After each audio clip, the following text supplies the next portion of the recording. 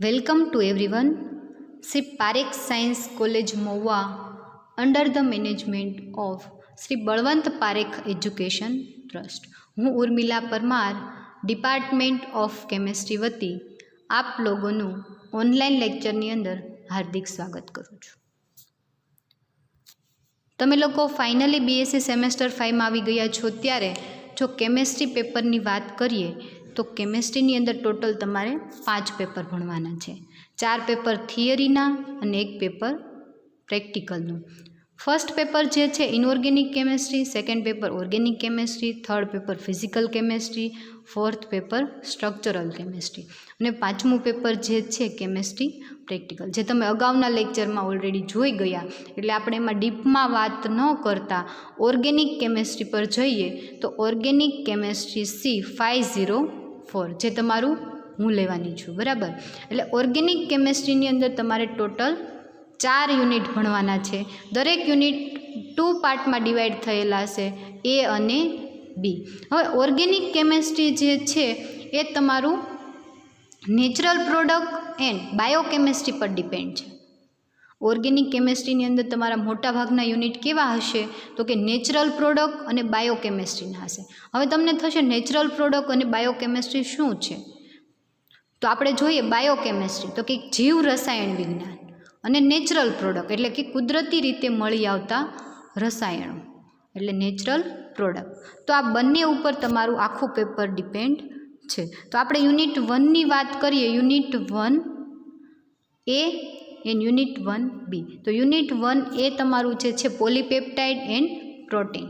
તો polypeptide and protein unit જે છે એ મેં તમને લોકોને યાદ હોય તો બીએસસી સેમેસ્ટર 3માં આપણે જ્યારે એમિનો એસિડનું યુનિટ ભણતા હતા ત્યારે મેં એવી વાત કરી હતી કે તમારું એમિનો એસિડનું યુનિટ જ્યાં પૂરું થાય છે ત્યાંથી આપણે સેમેસ્ટર 5માં પોલીપેપ્ટાઇડ એન્ડ પ્રોટીનનું યુનિટ શરૂ થશે, બરાબર. તો જો આપણે બીએસસી સેમેસ્ટર 5નું થોડું યાદ કરી લઈએ એમિનો એસિડનું યુનિટ, તો એની અંદર આપણે શું ભણ્યા હતા? એમિનો એસિડ, પોલીપેપ્ટાઇડ એન્ડ પ્રોટીનનું યુનિટ હતું એમાં. તો કે એની અંદર આપણે એમિનો એસિડ શું છે, એમિનો એસિડનું classification, alpha amino acid, beta amino acid, gamma amino acid, રાસાયણિક સ્વભાવના આધારે વર્ગીકરણ જોયું તો acidic amino acid, basic amino acid અને ન્યુટ્રલ એમિનો એસિડ અને એરોમેટિક એમિનો એસિડ આપણે ક્લાસિફિકેશન જોયું હતું. એના પછીનો પોઈન્ટ આપણે શું જોયો હતો તો કે આલ્ફા એમિનો એસિડના સંશ્લેષણની રીત. એના પછીનો યુનિટ લાસ્ટ જે હતો પોલીપેપ્ટાઇડ અને પ્રોટીનનો ડિફરન્ટ એટલે કે બંને વચ્ચેનો તફાવત. એટલું આપણે જોઈ અને યુનિટને આપણે ત્યાં કેવું કર્યું હતું? પૂરું કર્યું હતું. તો આ જે તમારું યુનિટ છે ત્યાંથી સ્ટાર્ટ થાય છે પોલીપેપ્ટાઇડ એન્ડ પ્રોટીન. તો જો એના ટોપિકની આપણે વાત કરીએ તો ફર્સ્ટ પોઈન્ટ જે છે introduction and classification of peptide એટલે કે પેપ્ટાઇડની પ્રસ્તાવના અને એનું ક્લાસિફિકેશન આપણે યુનિટ ડીપમાં જોઈએ ત્યારે આપણે જોઈશું. એના પછીનો જે પોઈન્ટ છે general method for synthesis of polypeptide by Fischer and Bergmann method એટલે કે પોલીપેપ્ટાઇડના સંશ્લેષણ માટેની સામાન્ય પદ્ધતિ ફિશર અને બર્ગમેનની રીત તમારા સિલેબસમાં છે એટલે આપણે એ બે જોઈશું. એના પછીનો પોઈન્ટ જુઓ તો determination of amino acid sequence in polypeptide and protein by Sanger and Edman method. એની અંદર તમારે શું જોવાનું છે તો કે સેન્જર અને ઇડમાનની મેથડ શેના માટે તો કે એમિનો એસિડના ડિટર્મિનેશન માટે એટલે કે પ્રોટીન અને પોલીપેપ્ટાઇડનું જળ વિભાજન કરતાં જે આલ્ફા એમિનો એસિડ મળે છે એના માટેની સેન્જર અને ઇડમાનની મેથડ. એના પછી જોઈએ તો ક્લર્ક અને કુમ્ફ મેથડ, બરાબર. એટલે ટોટલ તમારે કેટલી 4 મેથડ ભણવાની છે. શેની તો કે પ્રોટીન અને પોલીપેપ્ટાઇડના જળ વિભાજનથી મળતા આલ્ફા એમિનો એસિડ જે છે એ જે મળે છે એના માટેની 4 પદ્ધતિ સેન્જર, ઇડમાન, ક્લર્ક અને કુમ્ફ મેથડ. ટોટલ કેટલી મેથડ તમારે ભણવાની છે? 4. તો ફરીવાર એકવાર નજર કરી લ્યો તો introduction and classification of peptide એટલે કે પેપ્ટાઇડનું ઇન્ટ્રોડક્શન અને ક્લાસિફિકેશન. એના પછીનો point general method for synthesis of polypeptide by Fischer and Bergmann method, એટલે કે પોલીપેપ્ટાઇડના સંશ્લેષણ માટેની સામાન્ય પદ્ધતિ ફિશર અને બર્ગમેનની. એના પછીનો determination of alpha amino acid sequence in polypeptide and protein by Sanger and Edman method, એટલે કે પ્રોટીન અને પોલીપેપ્ટાઇડના જળ વિભાજનથી મળતા આલ્ફા એમિનો એસિડ છે એના માટેની સેન્જર અને ઇડમાનની પદ્ધતિ. અને એના પછી ક્લર્ક અને કોમ્ફ મેથડ. અહીંયા જે તમને સ્પેલિંગ આપેલો છે SCHACK, એટલે કે ક્લર્ક. એને વાંચશો તો એસ કેવો થશે? સાયલેન્ટ રહેશે, એટલે એને વચાશે ક્લર્ક અને કોમ્ફ મેથડ. તો આ તમારું યુનિટ 1નો સિલેબસ હતો. અને મેં તમને પહેલાં જ વાત કરી કે તમારું યુનિટ આખું પેપર ઓર્ગેનિકનું છે એ શેના પર ડિપેન્ડ છે? તો કે બાયોકેમિસ્ટ્રી એન્ડ નેચરલ પ્રોડક્ટ ઉપર. તો આ જે છે polypeptide and protein A biochemistry ઉપર ડિપેન્ડ છે. તો આપણે જોઈએ તો શું છે બાયોકેમિસ્ટ્રી ઓફ પ્રોટીન? તો કે પ્રોટીનની બાયોકેમિસ્ટ્રી શું છે એ આપણને ખ્યાલ હોવો જરૂરી છે. તો પ્રોટીન એ એમિનો એસિડના બનેલા સંકીર્ણ જૈવિક પ્રોટીન પોલિમર છે. એટલે શું કહે છે? તો કે એમિનો એસિડના બનેલો જૈવિક પોલિમર, એટલે કે ઘણા બધા એમિનો એસિડ ભેગા થઈ અને શું બનાવશે? પ્રોટીન બનાવશે, જે બધા જ જીવંત કોષોમાં મહત્ત્વની શરીર ક્રિયાત્મક અગત્યતા ધરાવે છે. એટલે કે મનુષ્યના શરીરની અંદર જે કોષ રહેલો છે એની અંદર શું આવેલું હશે? તો કે પ્રોટીન જે છે એ મહત્ત્વનો ભાગ ભજવે છે. શરીરના વિકાસ માટે પ્રોટીન ખૂબ જરૂરી છે. હવે આપણું બોડી જે છે એનો વિકાસ થવા માટે શેની જરૂર છે? પ્રોટીનની જરૂર છે. એટલે આપણે નાના બેબીનો વધારે શેનું? આપણે પ્રોટીન, એટલે કે પ્રોટીનયુક્ત આહાર વધારે ખવડાવીએ, બરાબર. એટલે એના શરીરનો વિકાસ કેવો થાય? પૂરતો થાય. એના પછી ઉત્સેચકો અને અંતઃસ્ત્રાવો, એન્ટીબોડી વગેરે શું છે? પ્રોટીન છે.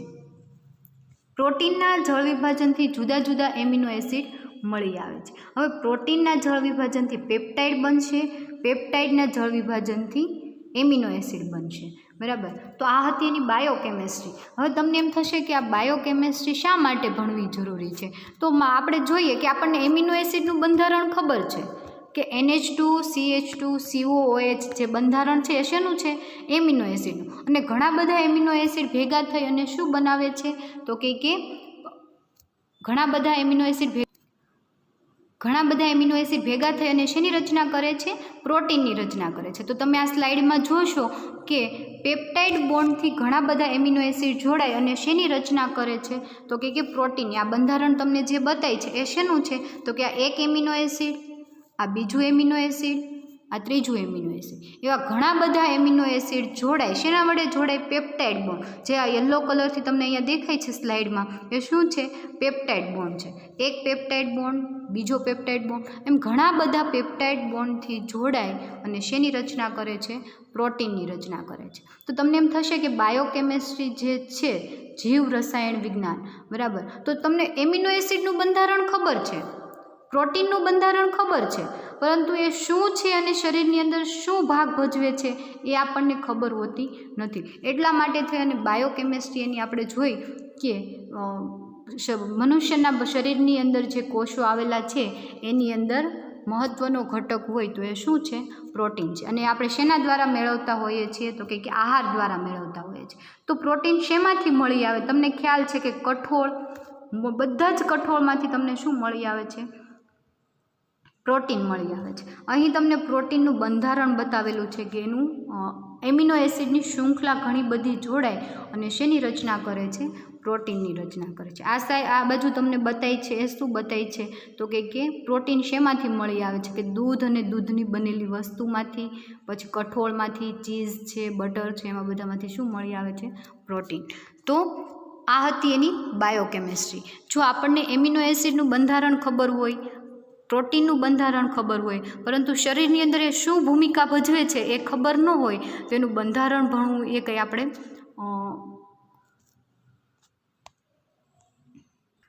તો એની બાયોકેમિસ્ટ્રી આપણે જાણવી જરૂરી છે. એના પછીની સ્લાઇડ જુઓ તો પ્રોટીનની શૃંખલા આપેલી છે જેની અંદર તમને બધા પરમાણુ દેખાય છે, જેમાં રેડ કલરનું છે એ ઓક્સિજન છે, અહીંયા સ્લાઇડમાં બાજુમાં આપેલું છે રેડ કલરનું ઓક્સિજન, ગ્રે કલરનું છે કાર્બન, નાઇટ્રોજન, એમિનો એસિડની ચેઇન અને લાસ્ટ છે જે છે એ હાઇડ્રોજન. તો આ જે તમને બતાય છે એ શું છે તો કે પ્રોટીનની શૃંખલા છે, બરાબર, પ્રોટીનની શૃંખલા કે જે ઘણા બધા એમિનો એસિડની બનેલી છે. આલ્ફા એમિનો એસિડ જોડાય અને શેની રચના કરે છે તો કે પ્રોટીનની રચના કરે છે. તો આપણે જ્યારે યુનિટ સ્ટાર્ટ કરશું ત્યારે એની અંદર આપણે જોઈશું. તો આ હતું તમારું unit 1A polypeptide and protein. હવે યુનિટ 1Bની વાત કરીએ તો એની અંદર તમારે વિટામિન, સ્ટીરોઇડ અને હોર્મોન્સ. આ યુનિટ પણ જુઓ તો શેના ઉપર ડિપેન્ડ છે? બાયોકેમિસ્ટ્રી ઉપર.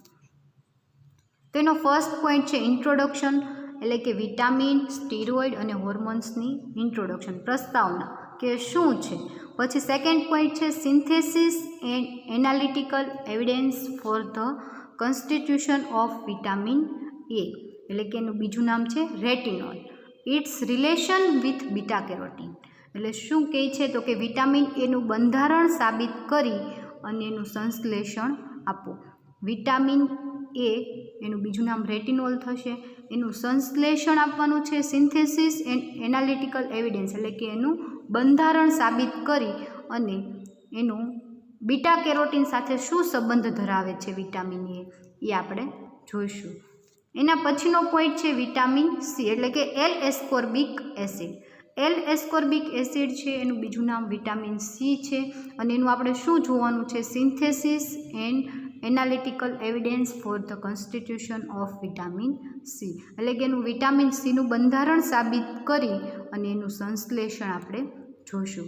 એના પછીનો પોઈન્ટ છે introduction of steroid and hormones, એટલે કે સ્ટીરોઇડ અને હોર્મોન્સની પ્રસ્તાવના. એના પછીનો પોઈન્ટ જુઓ તો only structure formula for adrenaline. હવે એડ્રીનાલિન શું છે?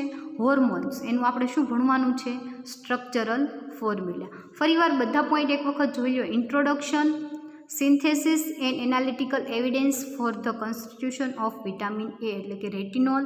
It's relation with beta carotene, એટલે કે વિટામિન એનું બંધારણ સાબિત કરી અને એનું સંશ્લેષણ અને બીટા કેરોટીન સાથે શું રિલેશન છે એ જોવાનું છે. પછી vitamin C, introduction of steroid and hormones and only structure formula for adrenaline. હવે વિટામિન, સ્ટીરોઇડ અને હોર્મોન્સની આપણે બાયોકેમિસ્ટ્રી જોઈએ તો શું છે એના વિશે આપણે થોડી માહિતી મેળવીએ. તો વિટામિન શું છે તો કે વિટામિન એ કાર્બનિક પરમાણુ છે. વિટામિન શું છે તો કે વિટામિન એક કાર્બનિક પરમાણુ છે જે શરીર માટે આવશ્યક સૂક્ષ્મ પોષક તત્વો છે જે જીવનતંત્રને તેના ચયાપચયની યોગ્ય કામગીરી માટે થોડી માત્રામાં જરૂરી છે. હવે વિટામિન જે છે એ શરીરને થોડી માત્રામાં જરૂરી છે. જીવનતંત્રમાં આવશ્યક બધા જ વિટામિનનું સંશ્લેષણ કરી શકાતું નથી, તેથી આહાર દ્વારા તેને મેળવવા આવશ્યક છે. વિટામિન શું છે તો કે કાર્બનિક પરમાણુ છે જે શરીર માટે આવશ્યક સૂક્ષ્મ પોષક તત્વ છે, એટલે કે શરીરમાં થોડા પ્રમાણમાં જરૂરી છે, પરંતુ જો એ શરીરને ન મળી રહી તો એના લીધે શરીરમાં અમુક રોગો થવાની સંભાવના રહી છે. જે જીવનતંત્રને તેના ચયાપચયની યોગ્ય કામગીરી માટે થોડી માત્રામાં જરૂરી છે. જીવનતંત્રમાં આવશ્યક બધા જ એમિનો એસિડનું સંશ્લેષણ કરી શકાતું નથી, એટલે કે તમારા શરીરને જરૂરી હોય એવા બધા જ વિટામિનનું સંશ્લેષણ બોડીમાં થતું નથી, એટલે એને આપણે શેના દ્વારા લઈએ છીએ? આહાર દ્વારા લઈએ છીએ. તો અત્યારે વિટામિન આપણે ઉદાહરણ જોઈએ તો vitamin A, B, C, D, E, H અને કે. તો આપણે સિલેબસની અંદર કયા કયા વિટામિન જોવાના છે? વિટામિન એ અને વિટામિન સી. એનું આપણે શું ભણવાનું છે?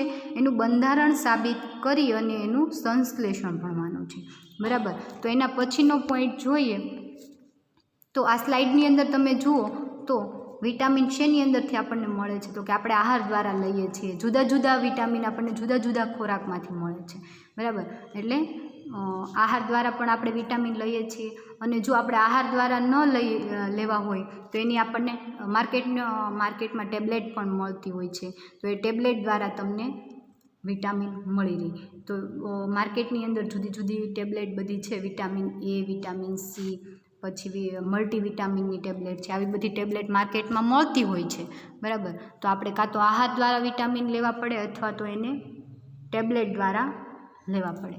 એટલે કે શરીરમાં જરૂરી પોષક તત્વ એટલે કે ખૂબ જ ઓછી માત્રામાં જરૂરી છે, પરંતુ જો એ આપણે શરીરમાં પૂરતા પ્રમાણમાં ન મળી રહે તો એની આપણને અમુક ડિસીઝ એટલે કે એના ઉણપથી ઘણા બધા રોગો થાય છે, બરાબર. એના પછીનો પોઈન્ટ જોઈએ તો સ્ટીરોઇડ. સ્ટીરોઇડ શું છે? તો કે એક રાસાયણિક પદાર્થ છે, શરીરમાં કુદરતી રીતે ઉત્પન્ન થાય છે. એટલે કે રાસાયણિક પદાર્થ છે અને શરીરમાં એની રીતે જ કુદરતી રીતે ઉત્પન્ન થાય છે, જે વિવિધ પ્રકારના સ્ટીરોઇડ છે. તેનો ઉપયોગ વિવિધ રોગની સારવાર માટે થાય છે. એટલે કે શરીરની અંદર જ આપણને મળી રહે છે, એટલે આને આપણે બહારથી લેવા પડતા નથી અને એની વિવિધ રોગો માટે તેની સારવારમાં તેનો ઉપયોગ થાય છે. તો એ સ્ટીરોઇડ છે. સ્ટીરોઇડ જે છે એક વન ટાઈપ ઓફ હોર્મોન્સ એટલે કે અંતઃસ્ત્રાવ છે, બરાબર. તો આપણે નેક્સ્ટ પોઈન્ટ જોઈએ અંતઃસ્ત્રાવ. તો શું છે અંતઃસ્ત્રાવ? તો કે એક રાસાયણિક પદાર્થ છે જે શરીરમાં મેસેન્જર પરમાણુની જેમ કાર્ય કરે છે. હવે રાસાયણિક પદાર્થ છે અને શરીરમાં ઉત્પન્ન થાય છે, એક જગ્યાએ ઉત્પન્ન થઈ અને બીજી જગ્યાએ એનો શું મેસેજ પહોંચાડવાનું કામ કરે છે. શરીરના એક ભાગમાં બન્યા પછી તેઓ શરીરના અન્ય ભાગમાં મુસાફરી કરે છે, જ્યાં તેઓ કોષો અને અવયવો કેવી રીતે કાર્ય કરે છે તે નિયંત્રણ કરવામાં મદદ કરે છે. આપણા શરીરની અંદર જુદી જુદી અંતઃસ્ત્રાવી ગ્રંથિ આવેલી હોય, એમાંથી અંતઃસ્ત્રાવો ઉત્પન્ન થતા હોય, જેમાંની એક બે મેં તમને અહીંયા ઉદાહરણ આપ્યા છે કે થાઇરોઇડ ગ્રંથિ ક્યાં આવેલી હોય? તો કે ગળામાં. શેનો સ્ત્રાવ કરે છે? તો કે થાઇરોક્સિનનો.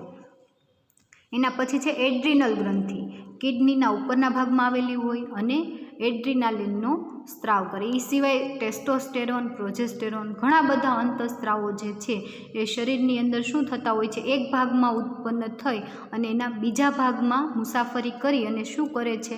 તો કે કોષો અથવા અવયવોને શું કરે છે? એનું કાર્યને નિયંત્રણમાં રાખે છે. તો આ હતા અંતઃસ્ત્રાવ. તમારા સિલેબસની અંદર જે એડ્રિનાલિન જે છે એનું તમારે શું ખાલી બંધારણ કેવું છે એ ભણવાનું છે.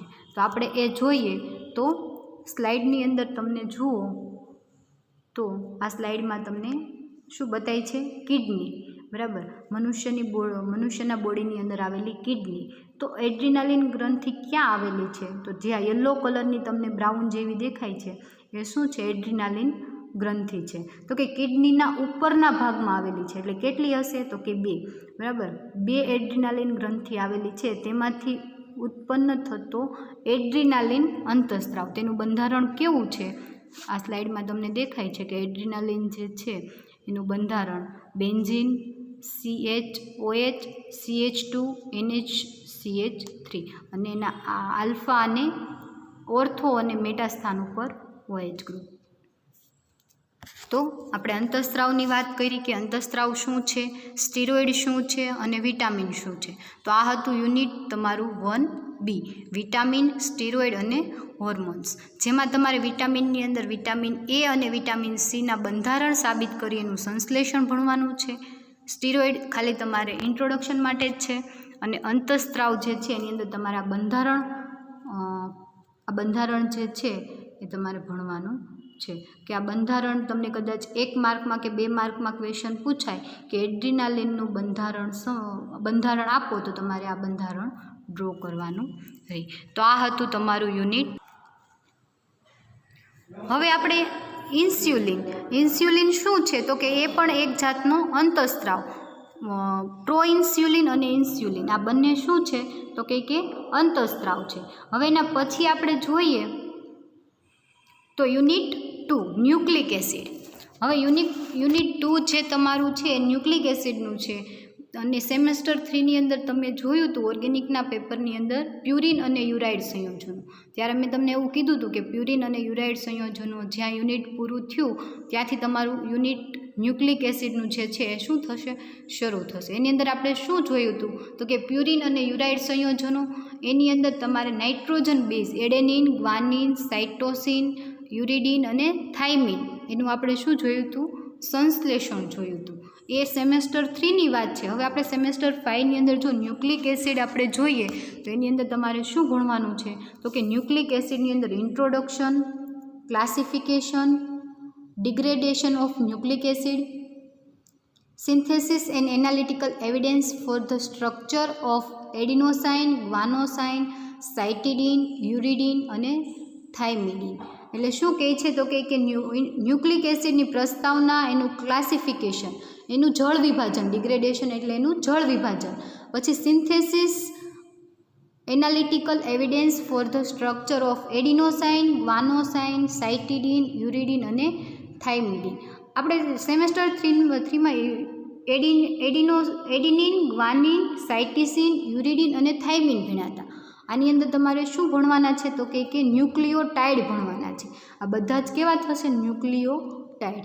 એટલે એડિનોસાઇન, ગ્વાનોસાઇન, સાઇટિડિન, યુરિડિન અને થાઇમિનનું તમારે બંધારણ સાબિત કરી અને શું ભણવાનું છે? એનું સંશ્લેષણ. એના પછીનો પોઈન્ટ જુઓ તો structure of nucleotide and nucleic acid, એટલે કે ન્યુક્લિયોટાઇડ અને ન્યુક્લિક એસિડનું બંધારણ ભણવાનું છે. એના પછી function of nucleic acid and protein synthesis, એટલે કે ન્યુક્લિક એસિડ અને પ્રોટીન સિન્થેસિસ, એટલે કે પ્રોટીનના સંશ્લેષણમાં ન્યુક્લિક એસિડ જે શું ભાગ ભજવે છે એ ભણવાનું છે.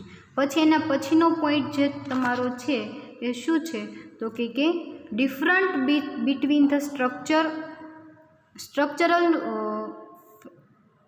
ડીએનએ એન્ડ આરએનએ, એટલે કે ડીએનએ અને આરએનએનું તમારે શું ભણવાનું છે? એનું બંધારણ ભણવાનું છે.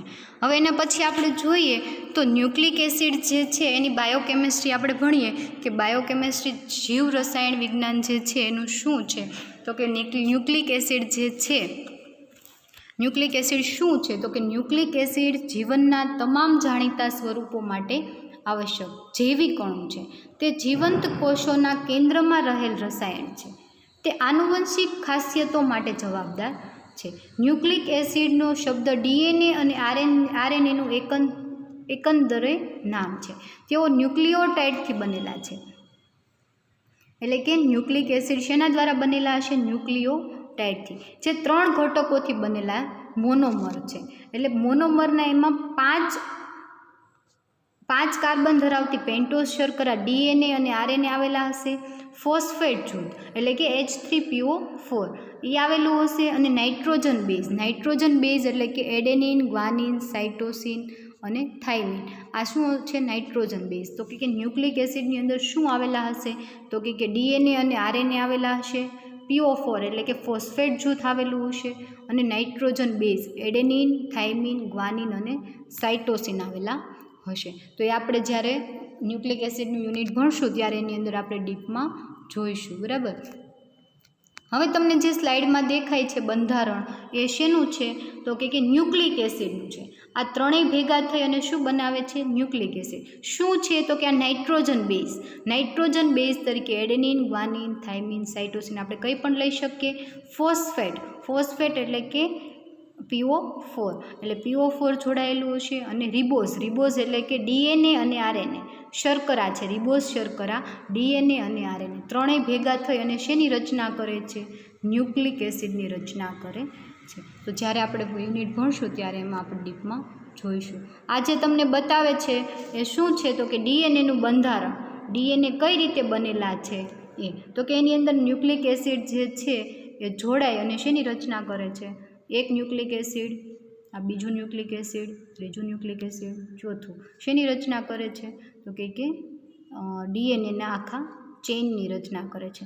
એની અંદર જો એડેનિન છે, સાઇટોસિન છે, ગ્લાયસિન છે, થાઇમિન છે, પછી ફોસ્ફેટ જૂથ 1, 2, 3, 4 એ જોડાયેલા છે. રિબોઝ અને ડીરિબોઝ શર્કરા. બરાબર. તો જ્યારે આપણે યુનિટ ભણશું ત્યારે ડીએનએ અને આરએનએના સ્ટ્રક્ચર ભણશું ત્યારે એની અંદર ફરી વખત આપણે જોઈશું. હવે એના પછી યુનિટ 2B. યુનિટ 2 એ ન્યુક્લિક એસિડ અને યુનિટ 2B આલ્કેલોઇડ. તો આલ્કેલોઇડનું જે તમારું યુનિટ છે એની અંદર તમારે શું ભણવાનું છે? બ્રીફ ઇન્ટ્રોડક્શન ઓફ આલ્કેલોઇડ એટલે કે આલ્કેલોઇડની પ્રસ્તાવના.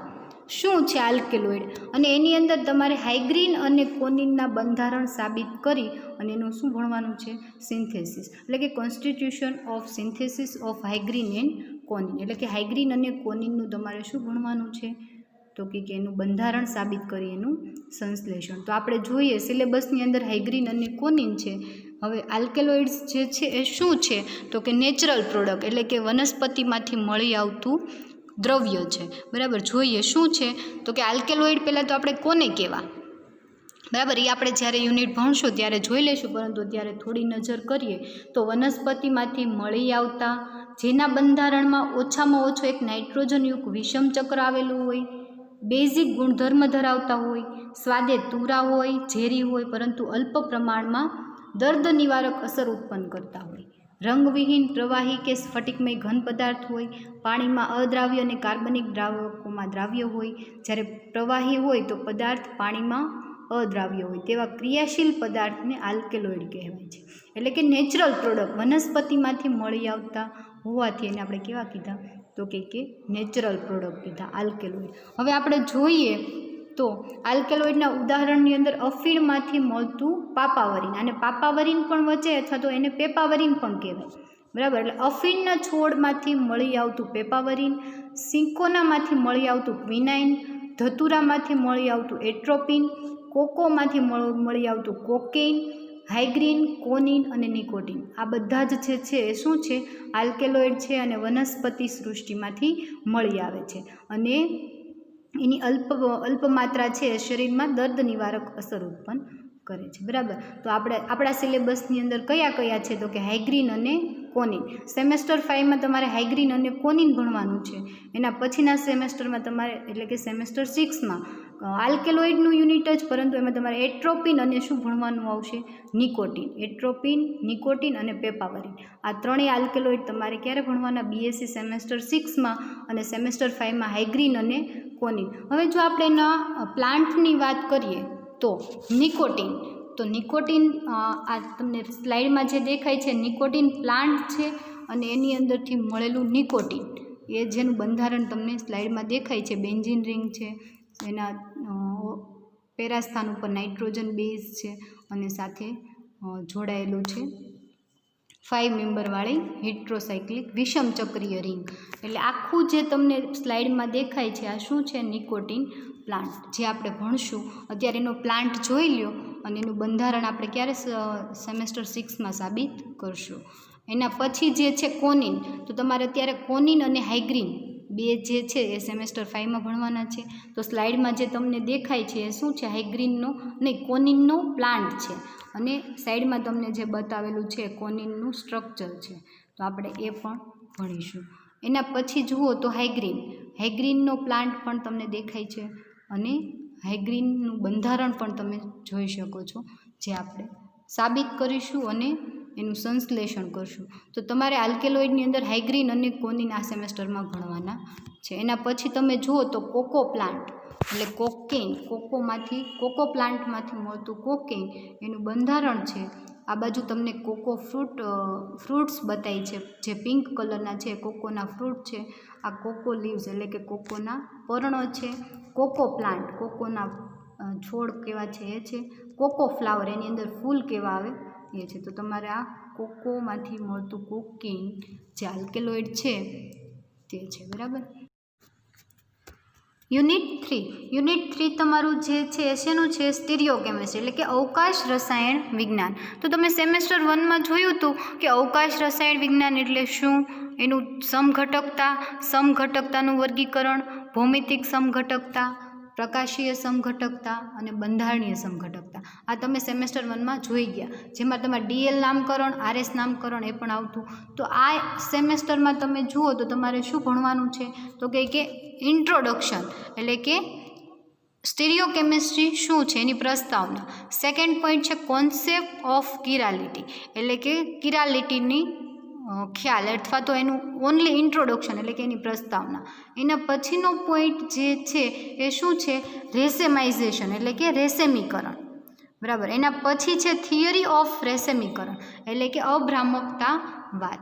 એના પછી method for the resolution of racemates એટલે શું કહે છે અભ્રામક મિશ્રણના અલગીકરણ માટેની રીત. એના પછી મેથડ ફોર ધ એસિમેટ્રિક સિન્થેસિસ એટલે કે અસમ સંશ્લેષણની રીત. એના પછીનો પોઈન્ટ છે વાલ્ડન ઇન્વર્ઝન એટલે કે વાલ્ડન વિપરીતીકરણની અસર.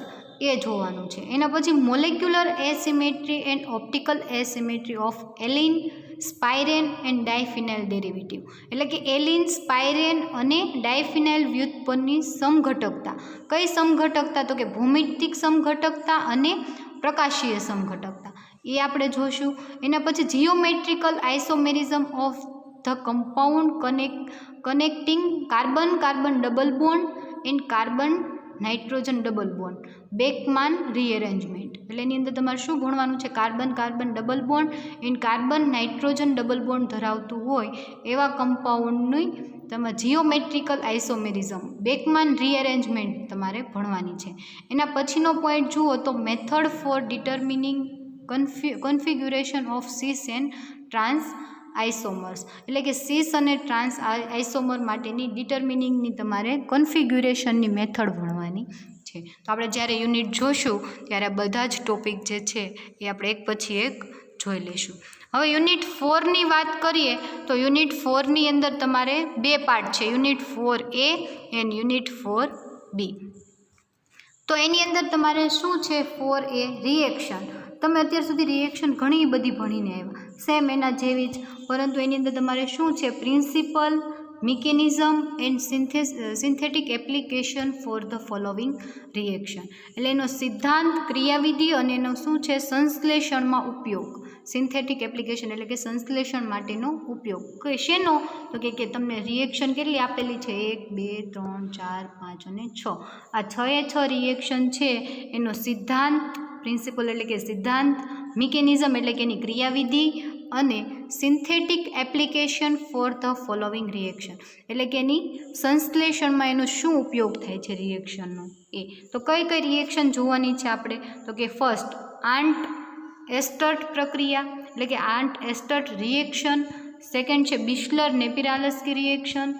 થર્ડ છે ક્લેઝન સ્મિટ રિએક્શન, ક્લેઝન સ્મિટ કન્ડેન્સેશન રિએક્શન. ફોર્થ છે બેકમાન પુનઃરચના, નહીં ડિકમાન છે. ફોર્થ કઈ છે? ડિકમાન રિએક્શન. ફિફ્થ છે મેનિચ રિએક્શન અને સિક્સ્થ છે પેકમાન રિએક્શન. તો આ 6 રિએક્શન છે એનો સિદ્ધાંત, મિકેનિઝમ એન્ડ સિન્થેટિક એપ્લિકેશન આપણે જોશું, બરાબર.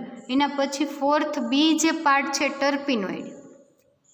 આ ટર્પિનોઇડ જે છે એ પાછો શેનો પાર્ટ છે? પ્લાન્ટ પિગમેન્ટ, એટલે કે વનસ્પતિમાંથી મળી આવતું દ્રવ્ય એનો છે. તો એની અંદર આપણે શું ભણવાનું છે? તો કે brief account of terpenoid, isoprene rule, classification of terpenoid, constitution and synthesis of citral and menthol, એટલે કે એની અંદર તમારે ટર્પિનોઇડ જે છે એનું પહેલાં પ્રસ્તાવના, પછી આઇસોપ્રીન રૂલ, ક્લાસિફિકેશન ટર્પિનોઇડનું એટલે કે એનું વર્ગીકરણ, પછી constitution and synthesis of citral and menthol, એટલે કે સિટ્રાલ અને મેન્થોલ જે આ ટર્પિનોઇડ છે એનું તમારે બંધારણ સાબિત કરી અને શું આપવાનું છે? એનું સંશ્લેષણ આપવાનું છે. તો આપણે સિટ્રાલ અને મેન્થોલ શું છે એ આપણે જોઈએ. તો પહેલાં ટર્પિનોઇડ શું છે? તો કે વનસ્પતિમાંથી મળી આવતા કેટલા સુગંધિત તેલમાં ખાસ પ્રકારના પદાર્થો રહેલા છે જેને આપણે શું કહીએ? ટર્પિનોઇડ કહીએ છીએ. દાખલા તરીકે તમે જુઓ તો લીલી ચાના તેલમાંથી મળતું સિટ્રાલ, એલચી અને નિરોલી, કપૂરના તેલમાંથી મળતું આલ્ફા ટર્પિનિયોલ, કપૂરમાંથી મળતું કેમ્ફર, પીપરમેન્ટના તેલમાંથી મળતું મેન્થોલ, એટલે કે વનસ્પતિમાંથી મળી આવતા સુગંધીદાર તેલમાંથી મળી આવતા પદાર્થો કે જેને આપણે શું કહીએ? ટર્પિનોઇડ કહીએ. તો તમારા સિલેબસમાં ખાલી સિટ્રાલ અને મેન્થોલ 2 ભણવાના છે. કેમ્ફર અને આલ્ફા ટર્પિનિયોલ છે સેમેસ્ટર 6માં ભણશું. અત્યારે સિટ્રાલ અને મેન્થોલ 2 તમારે ભણવાના છે. હવે તમે એની વનસ્પતિ એનો પ્લાન્ટ જુઓ તો સિટ્રાલ જે છે એ શેમાંથી મળી આવે છે? તો કે આવું ઓરેન્જ એટલે કે નારંગીમાંથી, અથવા તો સિટ્રાલ જે છે શેમાંથી? એનું બંધારણ તમને આપેલું છે જે તમે ઓલરેડી જોઈ શકો છો, જે આપણે સાબિત કરી અને એનું શું આપશું? સંશ્લેષણ આપશું. એના પછી જે છે મેન્થોલ. તો મેન્થોલનો પ્લાન્ટ તમને દેખાય છે. મેન્થોલ શેમાંથી? તો કે મેન્થોલનો પ્લાન્ટ જે છે એમાંથી મળી આવે છે અને એનું બંધારણ તમે ઓલરેડી જુઓ છો કેવું છે? તો કે આવું આપણે સાબિત કરીશું અને એનું સંશ્લેષણ આપણે જોઈશું. તો આ હતું તમારું યુનિટ 4. યુનિટ 4ની અંદર તમે 2 પાર્ટ જોયા, unit 4A and unit 4B. Unit 4A reaction છે અને યુનિટ 4B ટર્પિનોઇડ છે. હવે ફરી વખત આપણે એક શોર્ટમાં સિલેબસ જોઈએ તો તમારે ઓર્ગેનિક કેમેસ્ટ્રીની અંદર ટોટલ કેટલા યુનિટ ભણવાના છે? 4 યુનિટ ભણવાના છે. First unit polypeptide. First unit જે છે એના 2 પાર્ટ છે, polypeptide and protein, vitamin, steroid and hormones. Second unit nucleic acid and alkaloid. Third unit જે છે સ્ટીરિયોકેમિસ્ટ્રી. અને ફોર્થ યુનિટ 2 પાર્ટમાં છે, રિએક્શન એન્ડ ટર્પિનોઇડ. એટલે પહેલું યુનિટ જે છે 18 માર્કનું છે, બીજું યુનિટ 18 માર્કનું, ત્રીજું યુનિટ 17 માર્કનું અને ચોથું યુનિટ પણ 17 માર્કનું. તો આ હતું તમારો ઓર્ગેનિક કેમેસ્ટ્રીનો સિલેબસ. થોડો લેન્ધી લાગ્યો હશે, પરંતુ સેમેસ્ટર 5માં થોડુંક લેન્ધી છે પેપર, અને સેમેસ્ટર 6ની અંદર આ જ તમારા યુનિટના નામ હશે, પરંતુ થોડું શોર્ટમાં હશે. એટલે સેમેસ્ટર 6 થોડુંક તમારે શોર્ટ છે, જ્યારે સેમેસ્ટર 5 થોડુંક એવું પેપર લેન્ધી પેપર છે. બરાબર, જેમ તમે સિલેબસ ભણ્યા એમાં જ તમે થોડું કંટાળી ગયા હશો કે આ તો બહુ લાંબુ પેપર છે એમ. બરાબર, તો વાંધો નહીં, આપણે તોય ભણી લેશું, મજા આવશે, સારું પેપર છે અને યાદ રહી જાય એવું પેપર છે. જો એક વખત તમે વ્યવસ્થિત પ્રિપરેશન કરો તો તમને આરામથી યાદ રહી જાય એવું પેપર છે. બરાબર, તો આપણે એક પછી એક યુનિટ જોતા જશું. તો આવતા લેક્ચરની અંદર આપણે યુનિટ 1A સ્ટાર્ટ કરશું, પોલીપેપ્ટાઇડ એન્ડ પ્રોટીન. આપણે આ યુનિટ સ્ટાર્ટ કરીએ પહેલાં જો તમને થોડું હોમવર્ક આપું તો આજનું તમે ઘરે ફ્રી હશો એટલે તમે થોડું એટલું કામ કરી લેજો કે સેમેસ્ટર 3ની અંદર જે આપણે એમિનો એસિડનું યુનિટ ભણ્યા હતા એ થોડુંક રિવિઝન કરી લેજો, ખાલી ઉપર ચલો. બરાબર, એટલે આપણે યુનિટ પોલીપેપ્ટાઇડ એન્ડ પ્રોટીન જે છે સમજવામાં કંઈ પ્રોબ્લેમ ના થાય. બરાબર, તો આપણે સિલેબસ તમે જોયો, આઈ હોપ કે તમે લોકો સમજી ગયા હશો સિલેબસ. અને જો ના સમજાય તો આપણે એક પછી એક યુનિટ જોઈશું, એની અંદર આપણે ગુજરાતીમાં એના પોઈન્ટ ભણતા જશું કે તમારે એની અંદર કયા કયા ટોપિક ભણવાના છે. બરાબર, તો આ તમારું 70 માર્કનું પેપર જે છે ઓર્ગેનિક કેમેસ્ટ્રી 504 એનો આપણે સિલેબસ જોયો. બરાબર.